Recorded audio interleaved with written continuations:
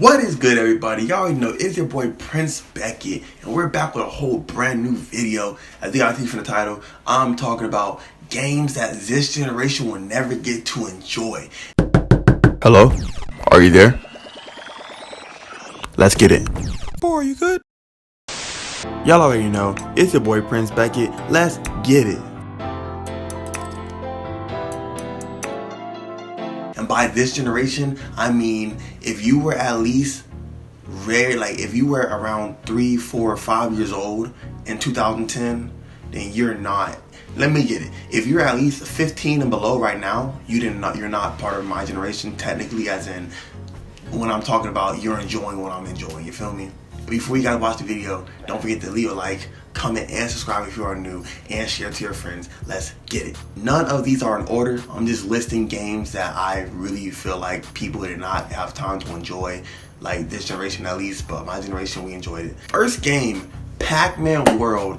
Even though this is more than one game, it's still part of the same franchise. Pac-Man World 1, 2, and 3, particularly Pac-Man World 2. So this game was on PlayStation 2, by far one of the most, the best games ever. If you guys have ever played Mario 64, you guys will know for a fact games where you can run around. Like Pac-Man, you never got to really run around in 3D. You were always in that arcade machine type Pac-Man when you just ate the ghosts and ate the pack of pellets. But in this one, you get to run around the whole world, jump in the water, eat pack of pellets, fight enemies, get keys. It was so many things you can do in this game, and this game was so groundbreaking.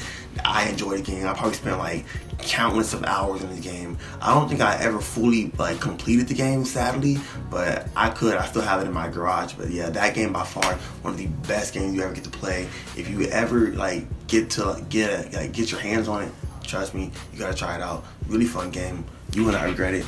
Next game is also part of the same franchise, but it's a different type of format. Pac-Man World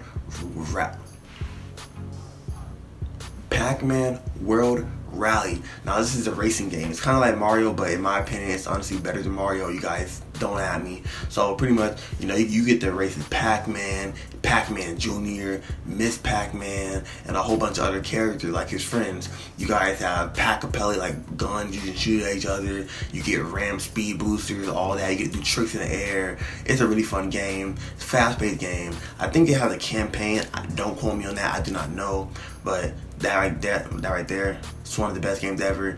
You know how this generation we have of course Mario games, all the other cool games, racing games, but Pac-Man World, Pac-Man Racing, you can't beat that. Next game, Avatar: The Last Airbender for the PlayStation 2. For you guys who don't know, obviously, Aang, he's the Avatar, he's the last Airbender. He met Sokka, Katara, they went around to fight the Fire Nation and win and pretty much make the world a better place. Now, they had all this put into one game, so you get to go to the Water Village, the Earth Kingdom, the Fire Nation. It was so much fun. You get to play with Aang, Sokka, Katara, Toph, Boomy, all the Zuko, all the characters you wanted to play as, you were able to play as in that game. You were able to fight the Fire King at the end, Avatar State, all of that. And it was also a 2-player game. Actually, don't quote me, but I think it was actually 4 players. Because I want to say, when I played back in the day, me and my friends were also able to play together on the same device. Yeah. No, I think it was 2 players, because I think to get 4 players, you would need that. It was like an extra input thing you can put on the PlayStation back in the day, since there was no such thing as putting in 4 controllers in one system. But yeah, that game is really fun. So much fun. Co-op made it even better. Oh my gosh.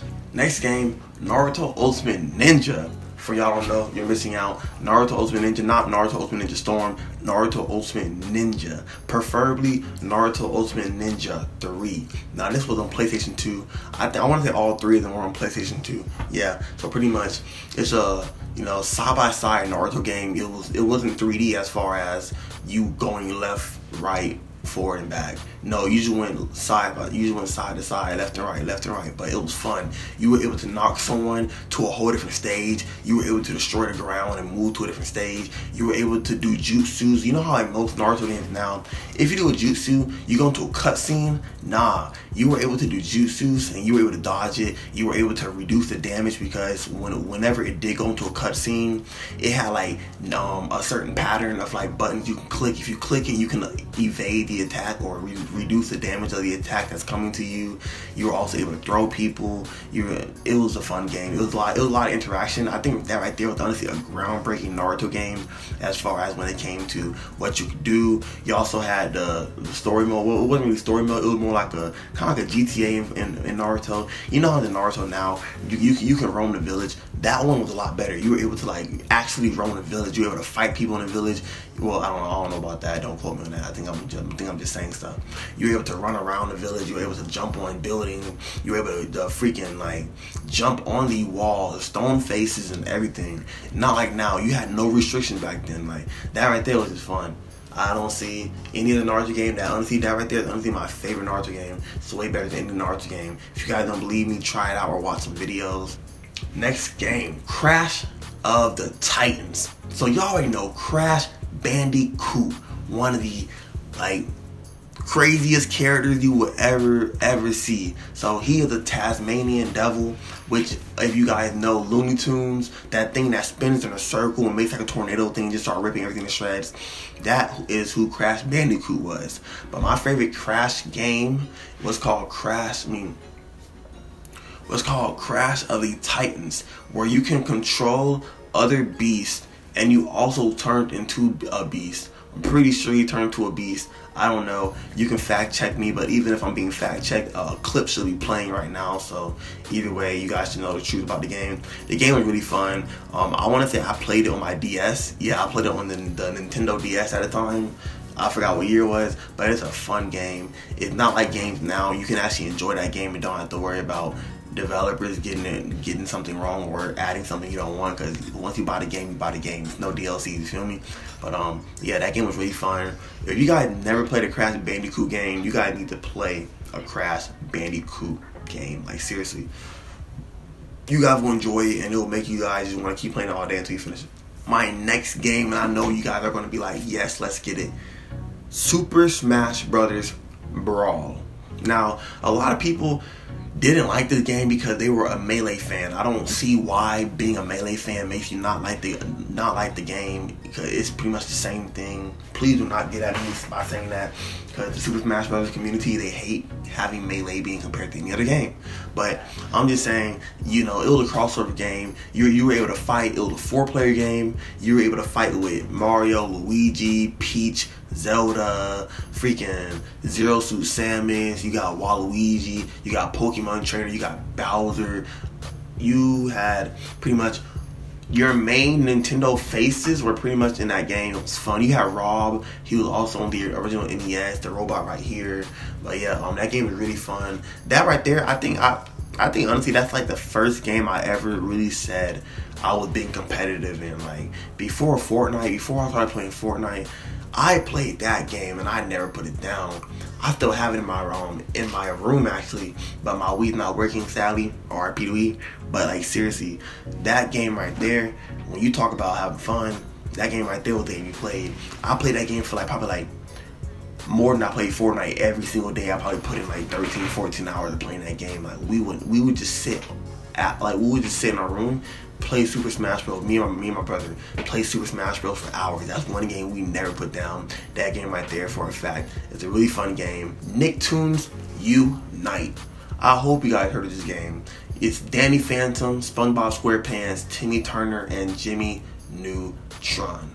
That right there was the ultimate collab in a video game. Pretty much, you have to go to each world, help save their city, because Vlad, which is the enemy of Danny Phantom, is going around trying to destroy all the heroes. So you have to team up as Jimmy, as I said, Jimmy, Danny Phantom, Timmy Turner, SpongeBob, and you guys have to go around and you guys have to save your city from the ghosts and the bad people, obviously, aka Vlad, you know. And it's pretty fun. At the end, you have to fight Garter, because I think he had like a little infection or some type of bug in him, we never beat the game. And they would beat the game. I honestly, you need 4 people or you need 4 controllers, and you need to be raw at using 4 controllers by yourself, which is impossible, obviously. Because yeah, that game right there, that if you did not know cooperation, you were not about to win the game. But yeah, I know it's a lot more games. It's a lot more games I could have added on the list, but I really feel like these games are probably the best ones, I would say, that this generation will never get to experience. It's a lot of other games that are questionable, but honestly, that's about it.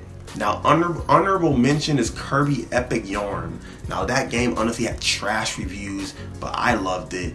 It's pretty much Kirby, you know Kirby, where you can absorb people and use their powers. Well, in this game, there was no such thing as using their powers. You grabbed them, turned them into a yarn ball, and you threw them at stuff. That's why the game got bad reviews, because playing Kirby without his powers is honestly a really boring game. Now, at first, I hated the game. I got mad that I spent my delicious $35 in that game. But after playing it, I started to appreciate the game because it's really fun. Nowadays, it's rare to find a fun game and not break your pockets, because they're making y'all buy DLC. I don't know about you guys, but I'm not buying a DLC unless I want to buy a DLC. I don't want to buy a game and just to know after the first chapter, I have to buy the DLC for 2 and 3. Why am I buying the game? I'm buying a piece of a game and then I have to buy more. They might well make the game free and then charge you, rather than make you buy the game and then charge you. That makes no sense. I ain't finna get into that. But yeah, thank you guys so much for watching the video. If you guys want more of like things, and if you guys want more like videos about things this generation missed out on or didn't get to experience, let me know in the comments. But yeah, besides that, you already know, Prince Beckett gang, we out. Be easy.